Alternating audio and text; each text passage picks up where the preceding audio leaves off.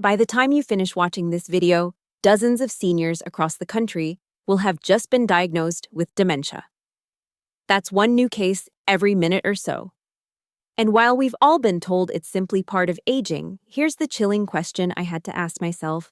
What if the real culprit is not age, but the bottles sitting in my medicine cabinet? For years, I believed that if a pill was available over the counter, it must be safe, and if my doctor prescribed it, it had to be necessary. But new research is tearing that illusion apart. Scientists have uncovered that several of the most common drugs seniors take, sometimes daily, can shrink key memory centers in the brain, accelerating decline at a pace far beyond what natural aging would cause. Some studies report that dementia risk spikes after only months of regular use. Yet most older adults have no idea they're swallowing something that quietly erodes their clarity. In this series, I'll walk you through 9 medications ranked from the commonly overlooked to the most devastating. And before you dismiss them as irrelevant, consider this. There's a good chance at least one of them is already in your nightstand. As I reveal each drug, I'll explain how it works inside the brain, what symptoms to watch for, and which safer alternatives exist. But first, let me ask you, what medications are you taking every single day? And have you noticed foggy moments that you brushed off as aging? Share it because staying silent could cost you your mind. Now let's start with number 9, a pink pill that millions trust for sleep or allergies. And yet it may be stealing yesterday's memories. Why would a simple allergy pill, something meant to help you rest, make you forget what you had for dinner last night? Diphenhydramine, better known as Benadryl, belongs to a group of drugs called anticholinergics. These drugs block acetylcholine, a neurotransmitter the brain desperately needs to form new memories and keep attention sharp. The hippocampus. Your memory's filing cabinet depends on every bit of acetylcholine left in an aging brain. When diphenhydramine interferes, the result is fog, confusion, and gaps in short-term recall.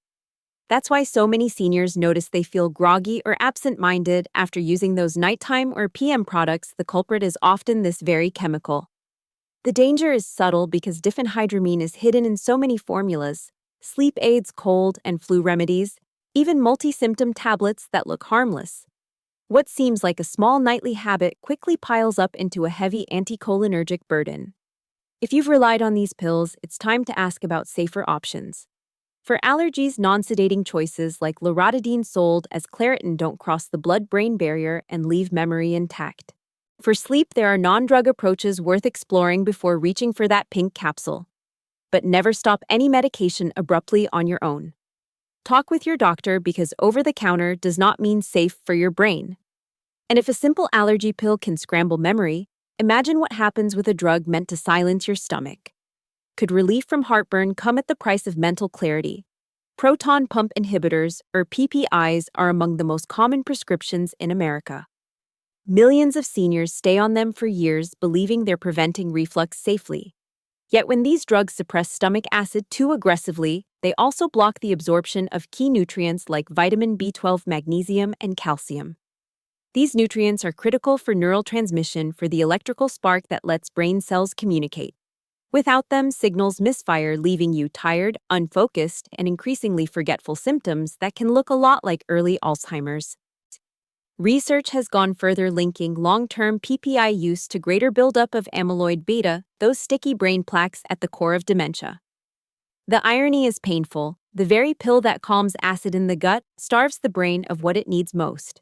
The solution isn't to throw your prescription away, but to talk with your physician about tapering strategies.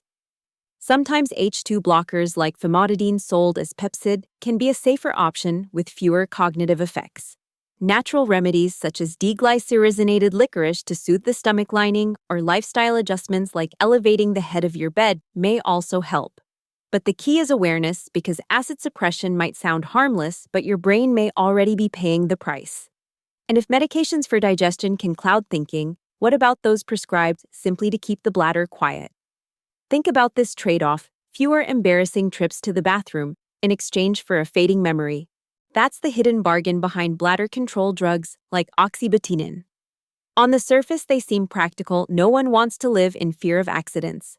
But oxybutynin is a potent anticholinergic, and unlike some milder versions, it crosses into the brain with ease. Once inside, it dampens acetylcholine and directly disrupts memory centers. The tragedy is that the side effects mimic normal aging. Patients blame themselves for forgetting appointments or losing track of conversations, not realizing the pill in their pocket is the real cause. For many, that fog becomes so routine, they stop questioning it. What makes this worse is how rarely the risk is explained at the time of prescription. Doctors focus on the bladder, not the brain. But safer alternatives exist. Mirabegron, known as Myrbetriq, works through a completely different pathway, stimulating beta-3 receptors instead of blocking acetylcholine, and studies show it has far less impact on cognition. If you've noticed your mind slipping since starting a bladder medication, don't dismiss it. This is not just in your head. It's chemistry. And if a pill designed to calm the bladder can quietly erase memory, what about the drugs nearly every senior is told to take for the heart? We've all heard the message, lower cholesterol, protect the heart. But here's the twist. No one tells you the brain is nearly 60% fat, and cholesterol is essential for creating the myelin sheath that insulates nerve cells. When statins aggressively strip cholesterol, they may also starve the brain of what it needs to transmit signals smoothly. Studies in seniors over 70 have found that long-term statin use, especially at higher doses, increases the risk of mild cognitive impairment. Patients often describe sudden lapses, getting lost on familiar routes, forgetting names, struggling to recall conversations. Not all statins are equal, though.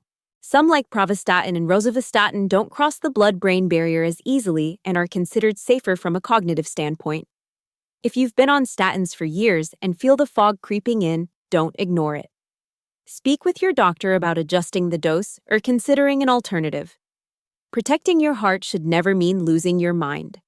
And if even cholesterol-lowering drugs can backfire, imagine the risk when we turn to medications meant to soothe anxiety or help us sleep, the very drugs that can feel like lifesavers, but in truth become a trap. I'll be honest, I once thought these drugs were miracle workers. For anxiety that gripped my chest, or nights when I couldn't sleep, a benzodiazepine felt like a lifeline. They work by amplifying GABA, the brain's natural calming chemical, slowing neural activity until everything feels quiet. But over time, that chemical calm turns into sedation. The brain stops learning as quickly, memory dulls, attention falters. The risk is even higher with long-acting versions like diazepam, which build up in fatty tissues, including the brain itself. Seniors often describe the sensation as living in a fog, disconnected from who they used to be. And the cruelest part, when they try to stop withdrawal symptoms, racing, anxiety, sleeplessness, agitation, make it seem like they can't function without the drug, trapping them in a cycle that deepens cognitive decline. That's why no one should ever quit benzodiazepines abruptly. Tapering under medical supervision is critical. The good news is that safer paths exist. Buspirone for anxiety, cognitive behavioral therapy for insomnia, better sleep hygiene. These alternatives restore calm without eroding clarity. What began as a savior can quickly become the source of decline. And if this is what a modern tranquilizer can do, wait until you hear what happens with an older class of antidepressants that blocks acetylcholine even more powerfully. I have to ask, how could a pill that seems so versatile, easing nerve pain, helping with sleep, even calming migraines, slowly erase the very person I am? Amitriptyline, part of the older class of tricyclic antidepressants, carries one of the strongest anticholinergic effects still in use today. That means it blocks acetylcholine so thoroughly that over time, memory and focus don't just weaken, they wither. And the insidious part is that it doesn't take a high dose to start the process. Even a small nightly pill taken for years can quietly pile up into a heavy anticholinergic burden. Patients often begin with a little forgetfulness, then word-finding difficulties, then an inability to concentrate. The decline looks like aging, but it is drug-induced erosion. The tragedy is that many of us were never warned. Fortunately, medicine has moved forward. For nerve pain, duloxetine or gabapentin can often provide relief without attacking memory. For sleep, melatonin or even very low-dose doxepin offer gentler alternatives. And when mood support is needed, safer SSRIs like sertraline or escitalopram protect cognition while lifting depression. But here's the shocking truth with tricyclic antidepressants: cognitive decline isn't just possible, it's predictable. That's why I say if you're on this class of medication, ask questions now before the fog becomes permanent. And if an older antidepressant can do this, wait until you hear about one modern SSRI that hides a Trojan horse inside. Isn't it ironic that a modern antidepressant designed to stabilize mood could instead chip away at clarity? Paroxetine, sold as Paxil, is part of the SSRI family. But unlike its siblings, it carries strong anticholinergic properties. That single detail makes it dangerous, especially for older adults. Within just 6 to 12 months, seniors taking paroxetine have been observed to show declines in short-term memory, verbal recall, and attention span. Studies confirm it raises the likelihood of early cognitive impairment, and it appears prominently on the Beers criteria, a list of medications flagged as inappropriate for the elderly. And yet, it's still prescribed widely, often without the warning that it can cloud the mind. The irony cuts deep. The very drug meant to bring emotional stability ends up undermining the brain's ability to regulate itself. If you or someone you love is on paroxetine, don't panic, but do act. Safer options like sertraline or escitalopram can treat depression and anxiety without the same cognitive toll. Supporting the brain with B vitamins, especially B12 and B6, may also help restore natural balance.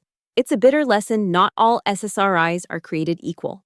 And if an antidepressant can be this deceiving, what happens when doctors prescribe medications originally designed for schizophrenia and bipolar disorder to seniors who simply struggle with sleep or restlessness? Why are drugs built for the most severe psychiatric illnesses being handed out to older adults just to quiet them at night? Antipsychotics like quetiapine, risperidone, and olanzapine were never meant to be sleep aids. Yet across nursing homes and clinics, they're prescribed off-label to control agitation, confusion, or insomnia in seniors. The results are devastating. These drugs suppress dopamine, a chemical critical not only for mood, but also for executive function, memory, and motivation. What happens next is heartbreaking. The spark fades, the personality flattens, the mind slows. Families watch their loved one become dull, emotionally blank, or zombified, and they assume the disease is simply worsening, never suspecting the true culprit is the medication itself. The risks go beyond memory. Antipsychotics dramatically raise the chance of stroke, falls, and even sudden death. Yet non-drug strategies often go ignored. Structured daily routines addressing hidden pain, improving lighting, reducing overstimulation, or treating sleep hygiene can all make a profound difference without sacrificing cognition. If medication is truly unavoidable, doses should be minimal, durations short, and monitoring constant. But too often these drugs are used for convenience, not necessity. That's why I say bluntly, sometimes it's not the illness that robs a senior's mind, but the very prescription meant to control it. And as sobering as this is, the number one threat doesn't come from a single pill at all. It comes from the combination. I'll admit something: the greatest mistake I ever made wasn't choosing the wrong pill, it was stacking them together. This is the hidden killer known as anticholinergic polypharmacy. It's not one drug, but the cumulative effect of several. Imagine a senior taking diphenhydramine for sleep, oxybutynin for the bladder, and amitriptyline for pain. Each alone might cause mild issues, but together they amplify into a crushing anticholinergic burden. Research shows seniors with the highest cumulative scores face more than double the risk of dementia over the next decade. The brain doesn't just slow down under this weight, it decays. Synapses shrink, neurons go quiet, and the mind enters a hypoactive state that mirrors Alzheimer's. And here's the hopeful twist: unlike true neurodegenerative disease, drug-induced dementia can often be reversed. When the burden is lifted, clarity returns. Energy revives. Memory sharpens within weeks to months. The solution is straightforward but requires courage. Ask your doctor or pharmacist to review every single medication, prescriptions, over-the-counter pills, even supplements. Use anticholinergic burden calculators, plan a safe taper, and swap to alternatives where possible. This process is called deprescribing, and it's one of the most empowering steps a senior can take. Because the number one threat to your memory isn't fate, it's preventable. And that leads us to the final part of this journey, the actions you can start today to reclaim your mind. For years, I thought memory loss was an unavoidable price of growing older. Now I know I can control a large part of it, and so can you. The first step is simple but powerful. Write down every medication you take, from prescription drugs to over-the-counter remedies and supplements. Note the dosage, the timing, and any mental changes you've noticed since starting them. Then bring that list to your doctor or pharmacist and ask for a full review of your anticholinergic burden. Work with them to design a safe plan, never stopping suddenly, but carefully tapering, adjusting and substituting with safer alternatives. Keep a weekly journal of your clarity, your energy, your sleep, your short-term recall. Watch for the small victories because they matter. Commit yourself to non-drug strategies whenever possible. Better sleep, hygiene, lifestyle adjustments, structured routines, and nutrition that nourishes the brain. This isn't just about avoiding harm. It's about reclaiming yourself. And that's the empowering truth I want you to hold onto. Drug-induced dementia is not destiny. For many, it's reversible, and with the right steps, your mind can shine again. So now I ask you, what medications are you on right now? Have you noticed the fog, the slips, the moments when you don't feel like yourself? Share your experiences in the comments. I'll be reading, responding, and guiding as best I can, because your story could help someone else recognize the same danger in time. Thank you for staying with me through this journey. Protect your memory, protect your future, and never accept decline as inevitable. Before we wrap up, let me leave you with this.